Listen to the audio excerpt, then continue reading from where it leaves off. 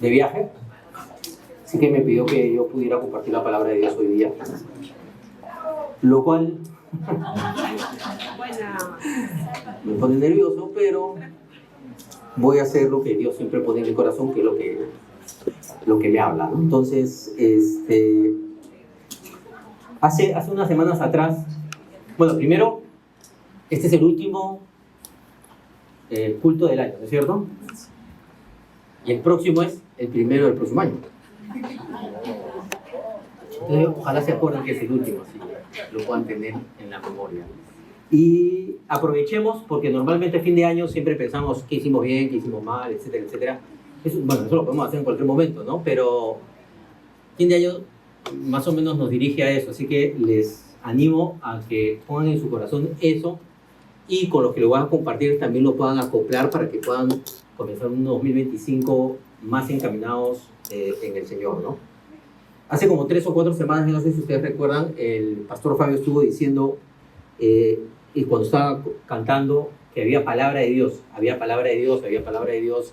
que Dios quería hablar, y vinieron 2 personas, salieron y hablaron acerca de lo que Dios había puesto en su corazón, y a mí el Señor puso algo en mi corazón que no por temor, sino más por no creerle a Dios que era palabra de Dios, no salí. Al final del culto fui y le dije al pastor Fabio, me dijo, ¿por qué no sales? Por aquí, por allá. Entonces, he aprovechado esa palabra que Dios me dio para compartirlas, tratar de compartirla hoy día con ustedes. Estábamos cantando una canción que se llama Gracias sin fin, que el coro dice, como yo no soy bueno para las canciones, vamos a leer qué dice el coro. No voy a cantar.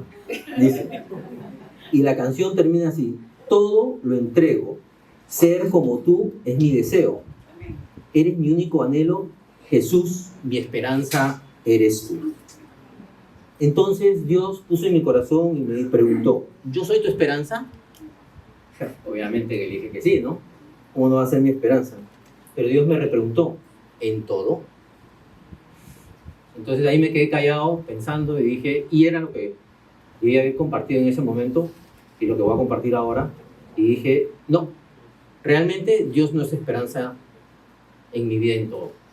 Si soy sincero y si somos sinceros, no. ¿Por qué? Porque tenemos otras esperanzas.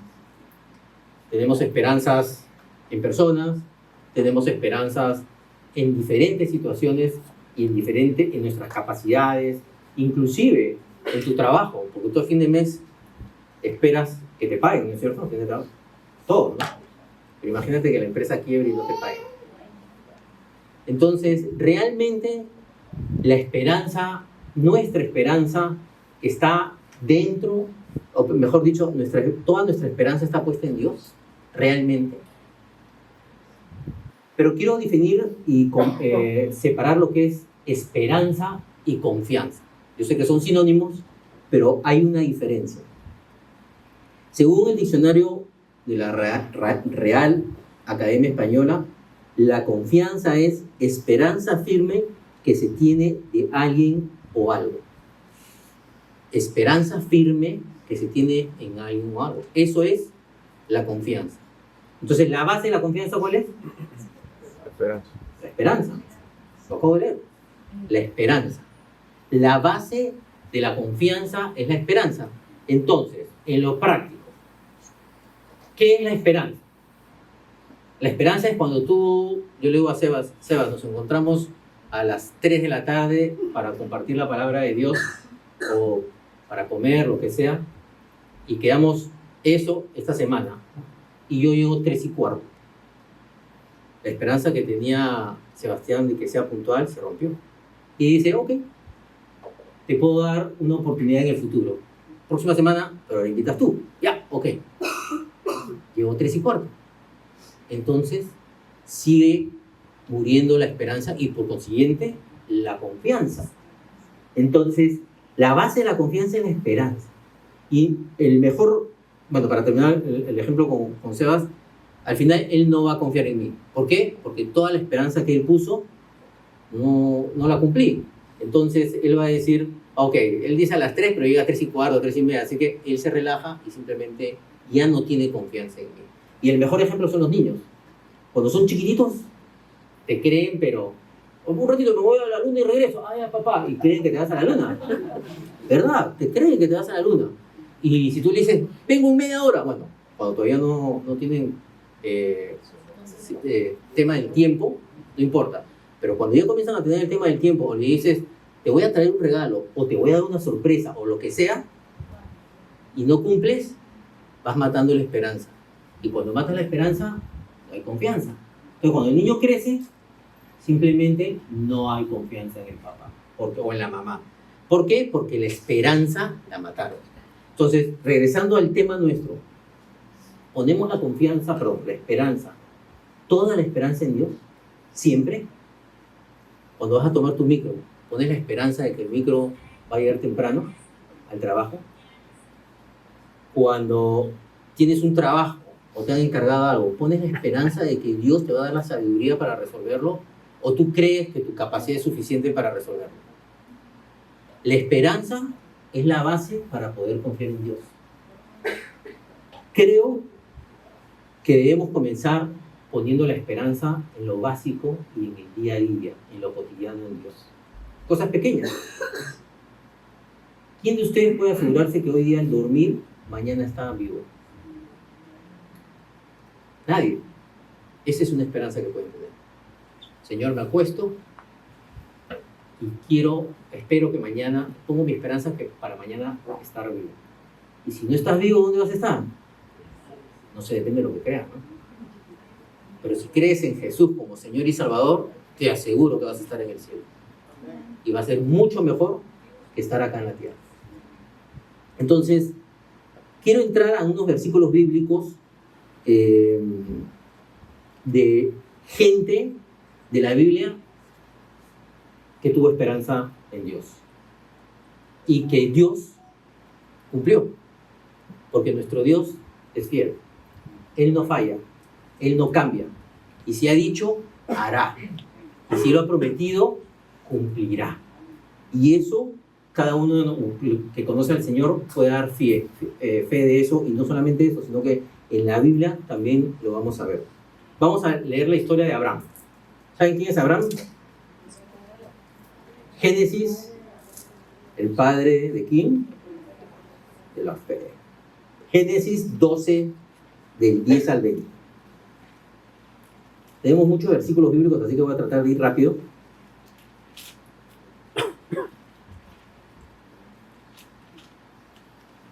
Entendamos que cuando ponemos la esperanza en alguien, es un tema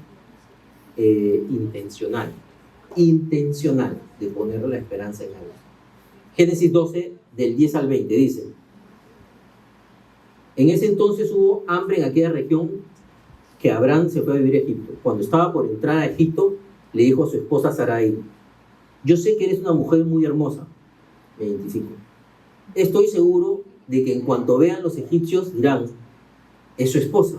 Entonces a mí me matarán, pero a ti te dejarán con vida. Por favor, di que eres mi hermana para que gracias a ti me vaya bien y me dejen con vida. Cuando Abraham llegó a Egipto, los egipcios vieron que Sarai era muy hermosa, también los funcionarios del faraón la vieron y fueron a contarle al faraón lo hermosa que era, entonces lo llevaron al palacio real.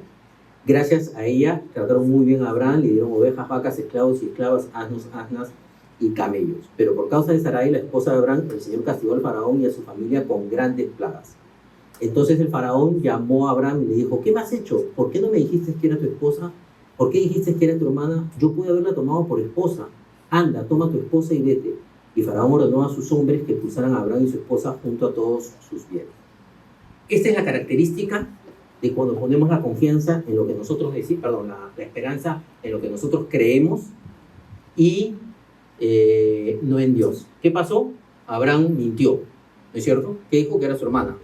Y cuando llegó, le fue recontra bien, dice. Le dieron ovejas, vacas, esclavas, asnos y asnas y camellos. O sea, recontra bien, la mentira perfecta. Porque le fue muy bien. Le fue muy bien. Pero ¿quién intervino? Dios. Y sacó a la luz la mentira. ¿Y qué pasó? Lo echaron fuera con todo eso y lo dejaron y le dijeron: vete de esta tierra. Sin embargo, ese es el lado cuando Abraham pone su esperanza en él. Ahora veamos cuando Abraham pone su esperanza en Dios. Y eso está en 2 capítulos más adelante, no, 10 capítulos más adelante. Génesis 22, del 1 al 8.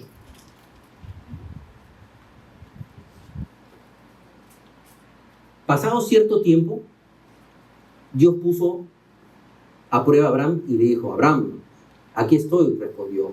Y Dios le ordenó: toma a tu hijo, el único que tienes y al que tanto amas. Miren ese énfasis que hace Dios. Y ve a la región de Moria. Una vez allí, ofrécelo como holocausto en el nombre que yo te indicaré.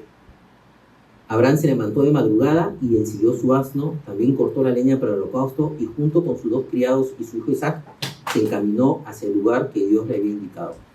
Al tercer día, Abraham alzó los ojos y a lo lejos vio el lugar. Entonces le dijo a sus criados: quédense aquí con el asno. El muchacho y yo seguiremos adelante para ver a Dios y luego regresaremos juntos a ustedes. Y ahí paro. ¿Qué pasó entre el capítulo 10, 12 y el 22? En el cual mintió Abraham y acá le dice a su gente: regresaremos junto a ustedes. ¿Qué está diciendo? Que el hijo también va a regresar. ¿Pero qué le dijo Dios? Le dijo: una vez ahí, ofrécelo como holocausto, o sea, mátalo. Mata a tu hijo. Pero ¿por qué Abraham dijo regresaremos? Porque su esperanza estaba puesta en él. Él sabía que si lo mataba lo podía resucitar.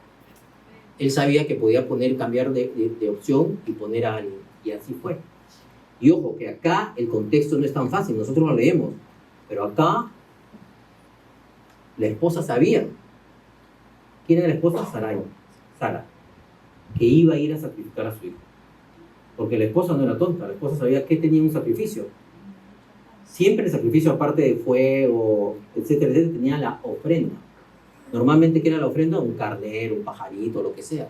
Y acá se están yendo sin ofrenda. Entonces, les aseguro que la esposa sabía que iban a sacrificar a su hijo. Y yo no leo acá que se puso a gritar: no te lleves a ti, no lo mates, ni nada por el estilo. Tampoco lo veo a Abraham: Señor, clamando a Dios de rodillas: por favor, cambia esta decisión o dame sabiduría si es correcto lo que te he escuchado. No. Yo veo a un Abraham que obedece. ¿Por qué? Porque su esperanza estaba en él. Era su hijo único, el que lo tuvo a los 99 años y el que Dios había prometido que iba a ser una nación grande. Y no lo veo ayunando ni nada, sino de frente: vamos, porque yo sé que voy a regresar con él. ¿Por qué hubo ese cambio en la vida de Abraham? Porque él comenzó a confiar. Y si nosotros leemos del capítulo 12 hasta el 22, ustedes van a ver cómo Abraham comenzó a obedecer y a hacer las cosas que Dios le decía. Y en ese día a día, en ese caminar donde él ponía su esperanza en Dios, ¿qué pasó? Vio la mano de Dios y su confianza en Dios creció. Y cuando su confianza creció, él dijo: yo puedo ir con mi hijo. Lo mato y regresa vivo de todas maneras. Así de simple. Porque su esperanza estaba puesta en Dios. Y por lo tanto, su confianza era segura de que Dios iba a hacer algo. Y eso es lo que nosotros debemos hacer en nuestra vida. El día a día, poner nuestra esperanza en Dios para que nuestra confianza en Dios pueda crecer. Y cuando venga esa tormenta, esa situación difícil en la cual no sabes qué hacer, bueno, claro que hay que orar, pero no va a haber desesperación en tu corazón. ¿Y por qué no va a haber desesperación? Porque tu confianza ya está construida en la esperanza que pusiste en Dios y en su respuesta día a día que Él ha hecho en tu vida. Pero veamos otro ejemplo. Me gusta mucho a mí el Antiguo Testamento. Vamos a ver David, el hombre conforme al corazón de Dios. Primera de Samuel 17, 34. Primera de Samuel 17, 34. Primera de Samuel está en el Antiguo Testamento, por si acaso. 17, 34 al 37.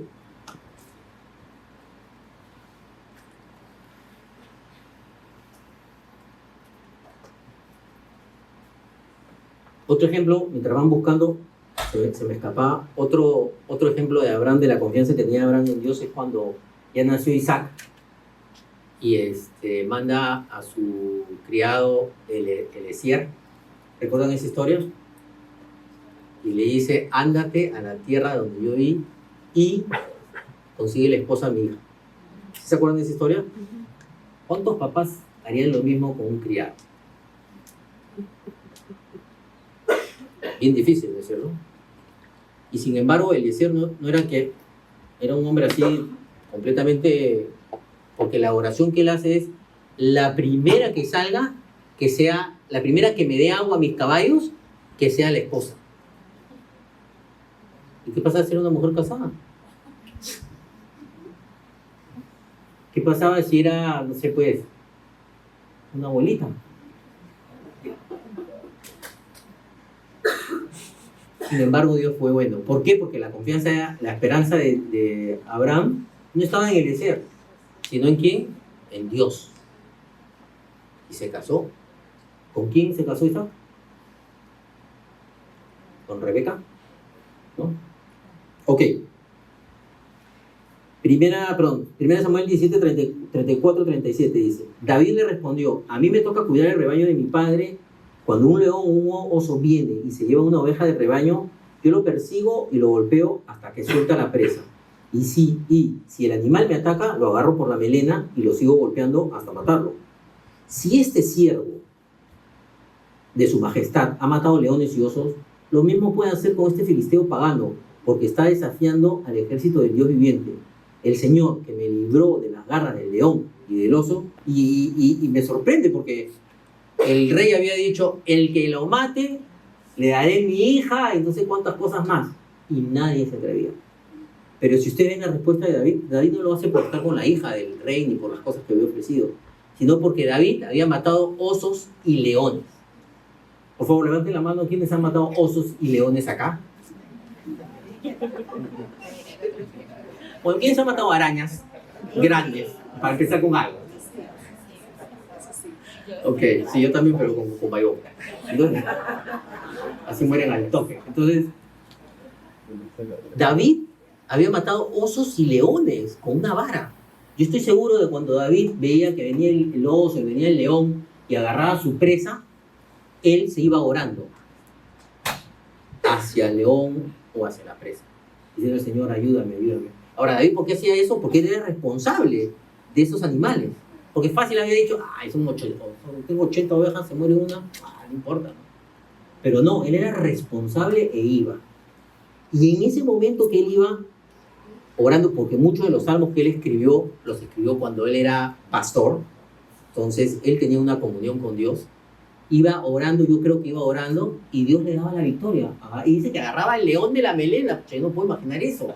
Lo agarraba el león y le daba golpe, lo mataba. Sí. Yo siempre he dicho, ¿le gusta la ciencia ficción? Lean la Biblia.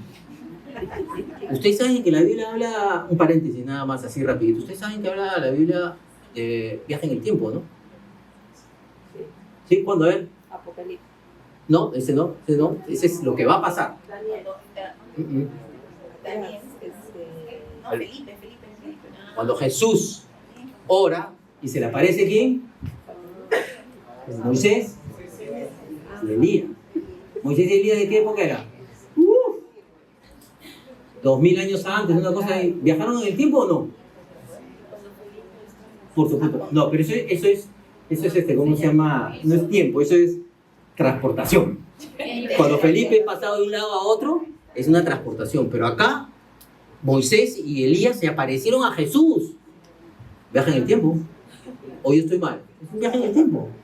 Y así podemos leer la historia de Jonás, que le encanta a mi hija, de que un pez se lo come y a los 3 días lo bota. ¿Eso no es ciencia ficción? Es alucinante. Es alucinante lo que... Y así podemos leer muchísimas historias en la Biblia que yo digo, wow, ¿quieren hacer una película de ciencia ficción? Agarren cualquier historia de la Biblia y van a hacer una muy buena película de ficción. Inclusive existe el momento en que Dios paró la tierra e hizo que retrocediera. Así la película de Superman, la primera que dieron, hizo lo mismo cuando le dio vueltas y vueltas y vueltas. Estoy hablando de hace muchos años. Eso es lo que Dios puede hacer. Lo que nuestra imaginación puede pensar y muchísimo más es lo que Dios puede hacer. Porque ese Dios no tiene parámetros, es todopoderoso y es el mismo ayer, hoy y siempre. Y Él nunca va a cambiar. Ok, regresemos a David. Entonces, David dice, yo he matado a leones y a osos recogiendo y sacando, rescatando ovejas. Yo tampoco veo a David cuando va donde el rey Saúl a decirle, déjame orar, voy a interceder para que Dios me dé la victoria delante del filisteo. Tengo que ayunar 3 días, etc. No. ¿Qué dice? Dios ya lo hizo, lo volverá a hacer. Dios ya lo hizo, lo volverá a hacer.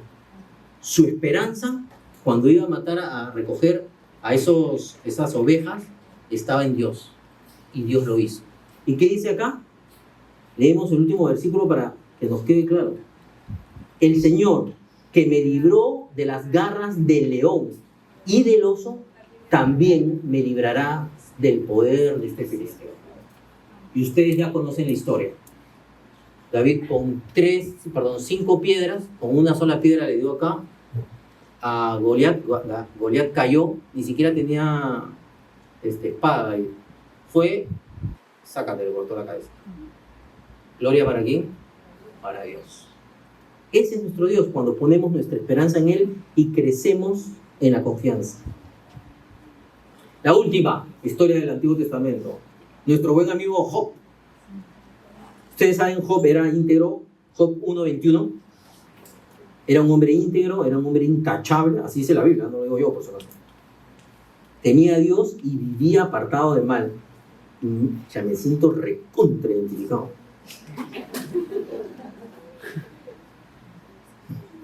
No, mentira, es una verdad.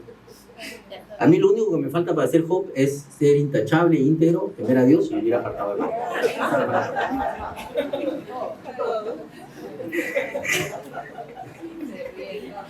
Pero estoy en la intentona. Job era un rico hacendado que vivía en Ur y que tenía todo. Tenía esposa, tenía hijos e hijas, tenía bienes, camellos, caballos, todo tenía. O sea, el tipo tenía sus fichas. Entonces, ¿y qué pasó? De un día para otro, ¡pum! Se quedó sin nada. Y de un día para otro, sácate todas las enfermedades para él. ¿Difícil o no difícil? ¿Alguien quisiera estar en los zapatos de Job? Yo cuando ahora le digo, Señor, quiero servirte, pero no quiero eso. No, yo no quisiera ser como Job. O sea, no quisiera pasar lo que pasó Job. Ser como Job sí, pero no pasar lo que pasó Job. Y se quedó sin nada, absolutamente nada. Ni siquiera estaba sano. Estaba enfermo. Y Job 1:21 dice,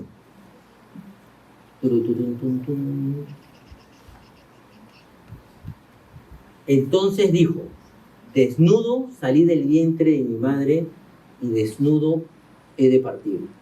El Señor ha dado, el Señor ha quitado. Bendito sea el nombre del Señor. ¿Por qué Job podía decir esas palabras en los peores momentos? Porque su esperanza estaba en Dios. Su esperanza estaba en Dios. Y en Job 2:10 él hace otra declaración. Dice, después de que la mujer no tan sabia le dijo que se muera y que maldiga a Dios, Job le responde, mujer, hablas como una necia. Si de Dios sabemos recibir lo bueno, ¿no sabremos recibir también lo malo? A pesar de todo esto, Job no pecó ni una palabra. Job, un hombre que tenía todo de un momento a otro, chao, y nunca renegó contra Dios. De ahí vienen 39 capítulos más en los cuales hay discusiones con sus amigos y todo. Al final del capítulo 40, en el capítulo 38 interviene Dios para defenderlo a Job porque lo acusaban de que había pecado, pero en el 40 dice, conocía a Dios de oídas, pero ahora mis ojos han visto a Dios. Muchas veces las situaciones no las entendemos hasta el final, pero lo que sí sé es que la confianza y la esperanza de Job estaba en Dios y no fue defraudada, sino al contrario. Ahora él podía decir, mis ojos han visto a Dios. Me encantaría poder decir lo mismo. Mis ojos han visto a Dios. Y no era el último es Miqueas. Miqueas 1, 7 del 1 al 7. Con ese terminamos lo que es el Antiguo Testamento. Miqueas 7 del 1 al 7. Acá nos vamos a identificar todos. Dice, Miqueas 7, Miqueas era un profeta del Antiguo Testamento, estuvo con Israel, predicando, con Judá, que ya se habían separado las dos tribus, o el pueblo israelí se había separado en la tribu de Judá y el resto, y estaba predicando a Judá, pero también a veces le predicaba a Israel. Dice, pobre de mí, no llegué a tiempo para la cosecha del verano ni para los rebuscos de la vendimia. No tengo un solo racimo que comer, ni un higo tierno por el que me muero. La gente piadosa ha sido eliminada del país. Ya no hay gente honrada en este mundo. Todos tratan de matar a alguien y unos a otros se tienden redes. ¿No les parece conocido? Nadie les gana en cuanto a hacer lo malo. Funcionarios y jueces exigen soborno. ¿Qué? Perú. Los magnates no hacen más que pedir, imagínense. Y todos complacen su codicia. El mejor de ellos es el más enmarañado que una zarza. El más recto, más torcido que un espino. ¿Han visto un espino más torcido que no sé qué? Pero ya viene el día de su confusión, ya se acerca el día de tu castigo, anunciado por tus centinelas. No creas en tu prójimo, ni confíes en tus amigos. Cuídate de lo que hablas con la que duerme en tus brazos. El hijo ultraja al padre, la hija se rebela contra la madre, la nuera contra la suegra, y los enemigos de cada cual están en su propia casa. Pero lo que dice Miqueas es, pero yo he puesto mi esperanza en el Señor. Yo espero en el Dios de mi salvación. Mi Dios me escuchará. Él vivía en un mundo muy parecido al nuestro, con la diferencia de la tecnología. Hoy día la tecnología hace que todo sea mucho más rápido y toda situación sea más, más visible, ¿no? Y él dijo algo que me encanta. A pesar de que veía que unos se traicionaban a otro, que los malos, que etcétera, etcétera, etcétera, él dice, pero yo, no me interesa eso. Yo he puesto mi esperanza en el Señor. Yo espero en el Dios de mi salvación y mi Dios me escuchará. ¿Cuántos creen que Dios escucha? Amén. Amén. Pero yo creo que no solamente escucha, sino que responde. Muchos pueden creer que Dios escucha, pero Dios siempre responde nuestras oraciones. Siempre. Que no te guste la respuesta es otra cosa. Pero Dios siempre responde. Siempre va a responder tus oraciones. Y si tú pones tu esperanza en Él, va a pasar lo que pasó con Miqueas. Mi Dios me escuchará y me responderá. Hemos visto 4 personajes que han puesto su esperanza en Dios y nunca han sido defraudados. Quiero, antes de entrar a cómo hacer crecer mi esperanza en Dios, que es el tema que quiero también compartirles, quiero hablarles de algo que pone un freno en nuestra vida para la esperanza en Dios. Y se llama el orgullo. El orgullo en nuestra vida, ¿qué es lo que hace? Pone una pared. Pone una pared entre tú y Dios. En cualquier área de tu vida que tengas orgullo, hay una pared entre tú y Dios. Muchas veces no identificamos el orgullo que tenemos. Muchísimas veces. El hecho de confiar en el dinero que tengo en mi cuenta bancaria todos los meses es orgullo. Y uno no lo puede tomar como orgullo, sino como decir, claro, pues, merezco eso porque es lo que trabajo todos los meses. Pero al final, cuando tú te basas en ti, en tus hechos, en que tú lo mereces, eso es orgullo. Y ese orgullo es una pared para la esperanza en Dios.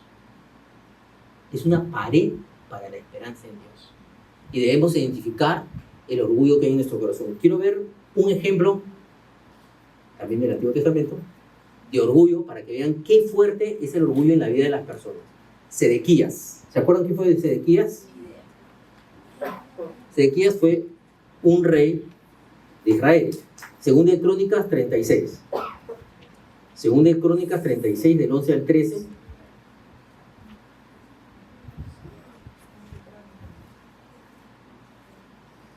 Segunda de Crónicas 36.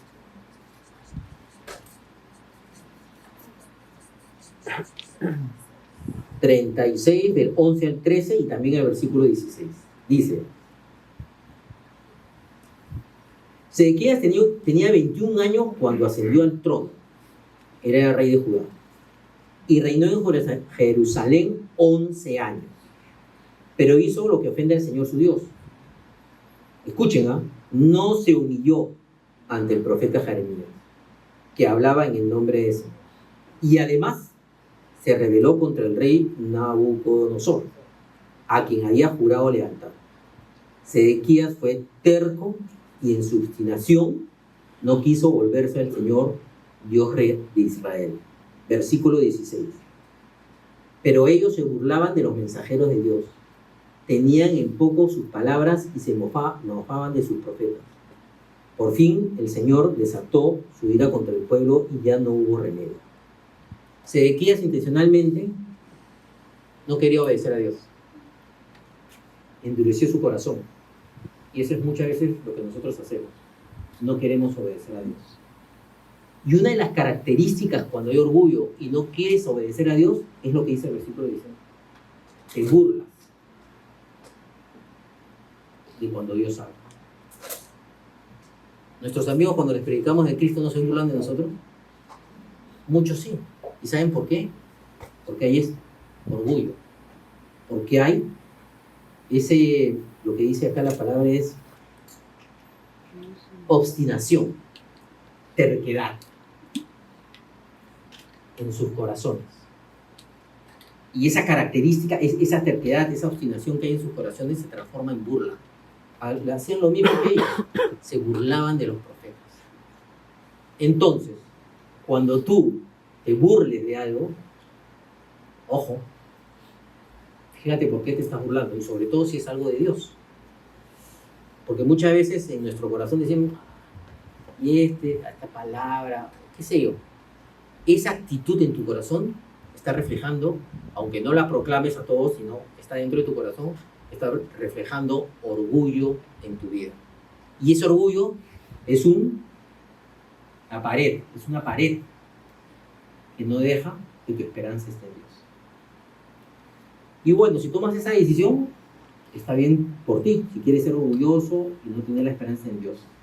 Pero solo para que sepas qué le pasó a Sedequías, vamos a leer Jeremías 52.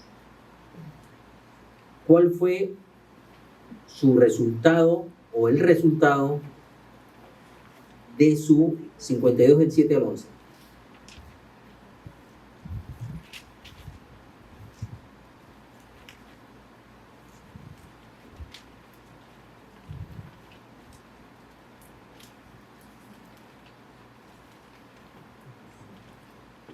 Dice, 52 del 7 al 11 dice, miren qué tragedia, escuchen, ¿no? Desde el 6.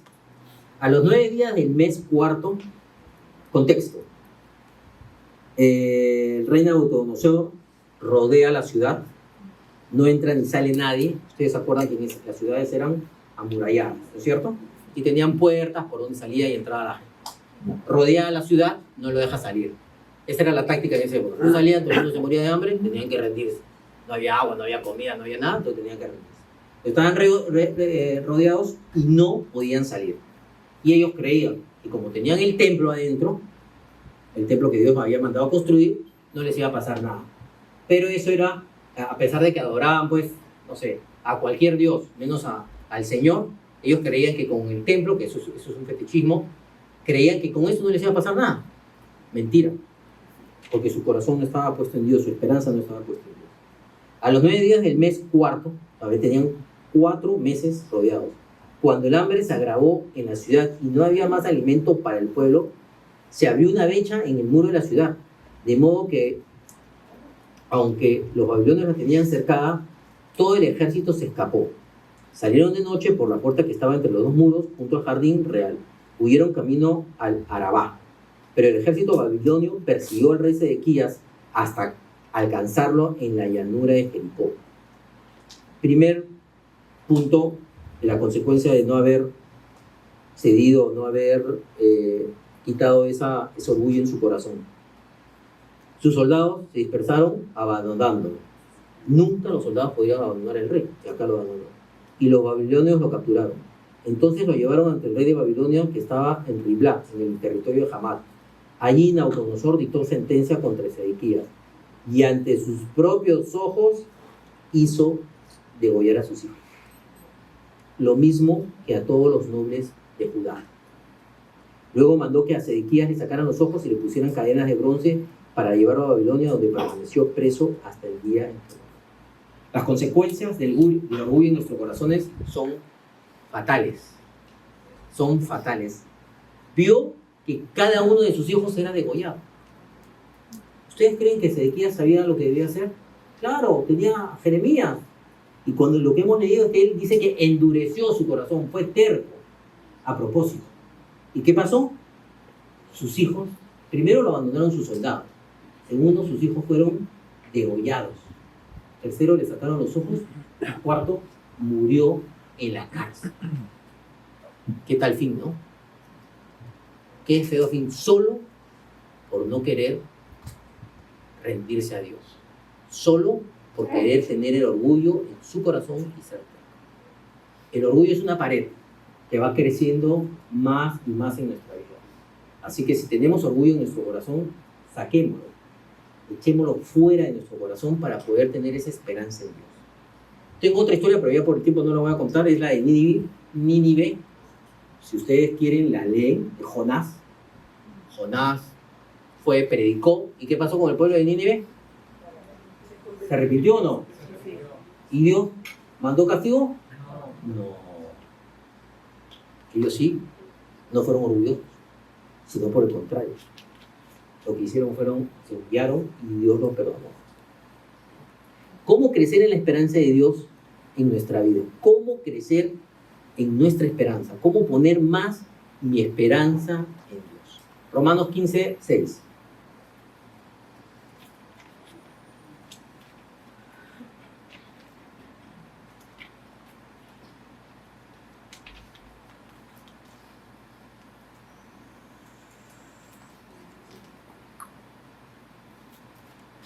Dice,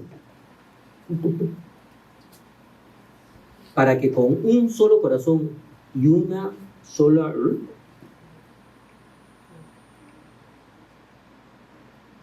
creo que me equivoqué.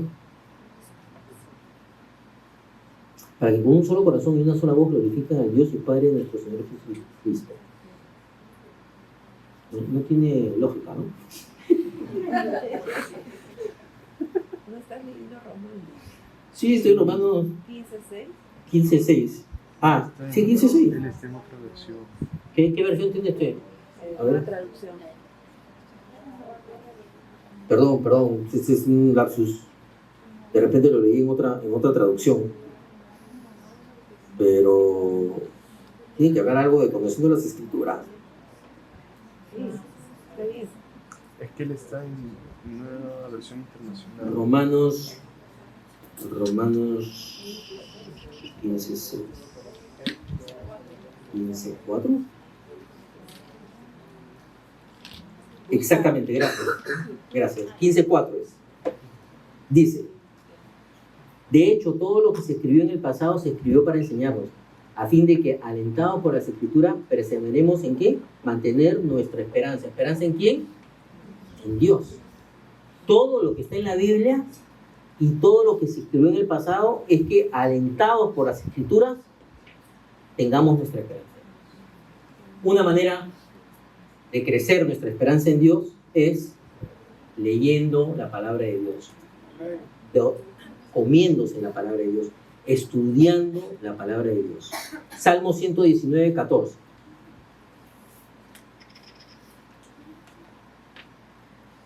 Salmo, mejor yo lo pongo más rápido, ¿no? Salmo 119, 14. 119, 114, perdón, ¿eh? 119, 114. Dice: tú eres mi escondite y mi escudo. Tu palabra he puesto mi esperanza. La palabra de Dios, en la palabra de Dios encontramos la esperanza y es una de las principales maneras de que podamos poner toda nuestra esperanza.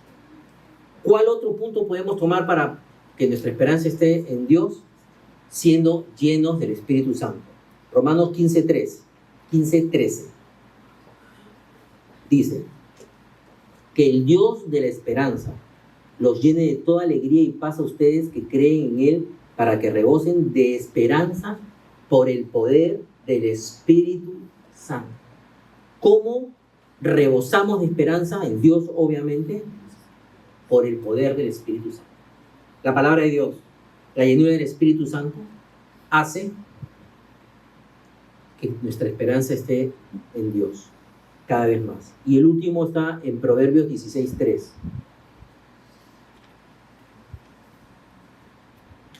Proverbios 16:3. Con esto termino.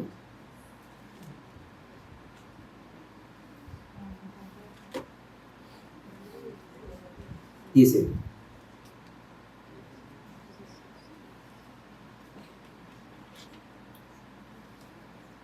pon en manos del Señor todas tus obras y tus proyectos se cumplirán.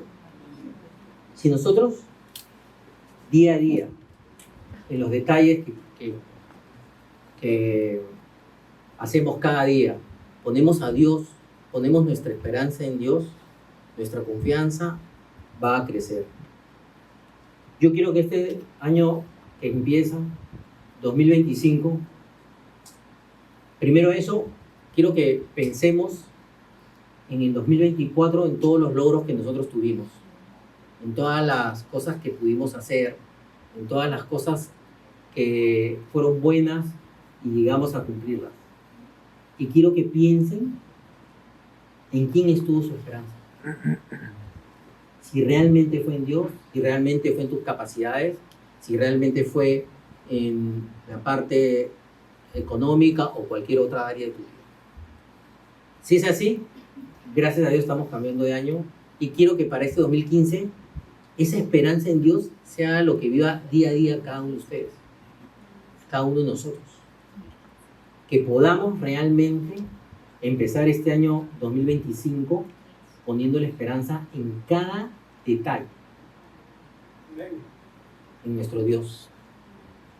Y les aseguro que al final del 2025 su confianza en Dios será tan grande que cuando venga Goliat o un león o se los traiga una ballena o cualquiera sea la circunstancia, ustedes van a estar confiados en Dios, en que Dios les responderá y en que Dios obrará. Nuestro Dios no cambia, es el mismo, nunca va a cambiar. Los que podemos cambiar somos nosotros, los que podemos acercarnos más a Dios somos nosotros, los que podemos confiar más en Dios somos nosotros, depende de nosotros. Así que les pongo el reto para el 2025, que su confianza en Dios sea cada vez más, pero para eso que su esperanza esté basada día a día en Él y que todo orgullo que hay en sus corazones pueda ser retirado para que puedan confiar y tener mucho más esperanza en Dios. Me gustaría, para terminar, si tenemos un poquito de tiempo, ¿sí, no? Orar unos por otros. El que está a tu lado, a su lado cada uno de ustedes, oren uno por otro en esa dirección. Señor, algo muy simple, que en el 2025 su esperanza esté completamente en ti, en todas las áreas. Para que vean cómo Dios va a orar en sus vidas. ¿Sí? Oremos unos por otros.